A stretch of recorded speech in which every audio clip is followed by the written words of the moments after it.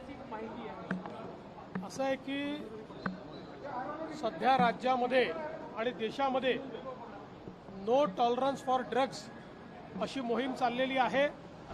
मोठ्या प्रमाणात intelligence gather करून त्या इंटेलिजन्सच्या आधारावर कारवाया चाललेल्या आहेत आणि कुठल्याही परिस्थितीमध्ये हे जे ड्रग्सचं जाळं आहे त्याची पाळंमुळं खणून काढणं हा प्रयत्न चाललेला आहे।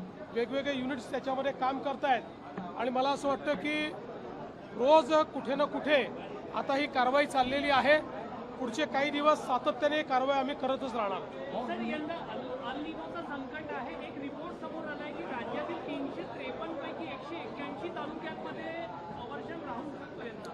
बघा, हे यापूर्वीच मी सांगितलेलं आहे, अल निनोचं वर्ष आहे। ॲव्हरेज पाऊस जरी 92% असला तरी देखील विशेषतः मराठवाडा, पश्चिम विदर्भाचे काही जिल्हे, उत्तर महाराष्ट्राचे काही जिल्हे आणि आपला अवर्षण प्रवण भाग या भागामध्ये त्यापेक्षा कमी पाऊस पडण्याची संभावना आहे आणि म्हणूनच शेतकऱ्यांनाही सातत्याने मी ॲडवायझरी देतो की त्यांनी पेरणी कधी केली पाहिजे जेणेकरून दुबार पेरणीची वेळ येऊ नये। प्रयत्न आहेत की कमी पावसातही जेवढं जास्तीत जास्त त्या ठिकाणी नुकसान टाळता येईल, जेवढं कमीत कमी नुकसान होईल तेवढं झालं पाहिजे असा प्रयत्न चालू आहे।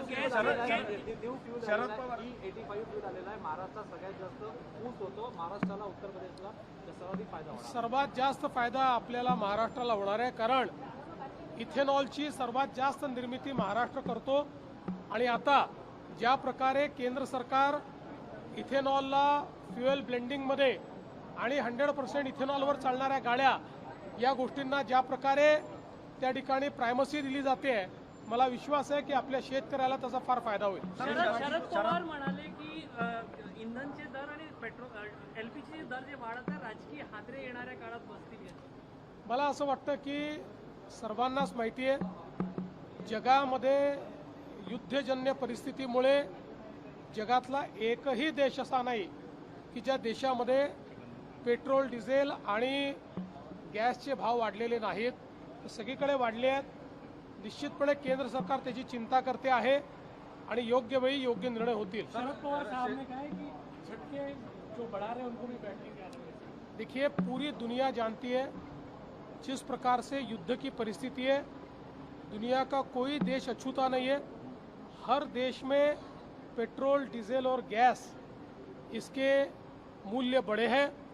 भारत में फिर भी उसको काफ़ी कंटेन करने का काम प्रधानमंत्री जी ने किया है। मुझे ऐसा लगता है युद्ध की परिस्थिति जब तक है तब तक कुछ बातें इस प्रकार से होगी, लेकिन हमने इससे पहले भी देखा है कि कीमतें कम भी हुई है, तो कीमतें जब आवश्यकता और जिस समय उपलब्धता होगी तो कम भी होगी। पुणे की रेलगाड़ी में 100 से ऊपर बच्चों को पकड़ा गया है। अभी बहुत बड़ा पैमाने पर कार्रवाई चल रही है और महाराष्ट्र में जीरो टॉलरेंस फॉर ड्रग्स ये हमारा प्रयास है, इसी के तहत ये कार्रवाई चल रही है। राज्यसभेचे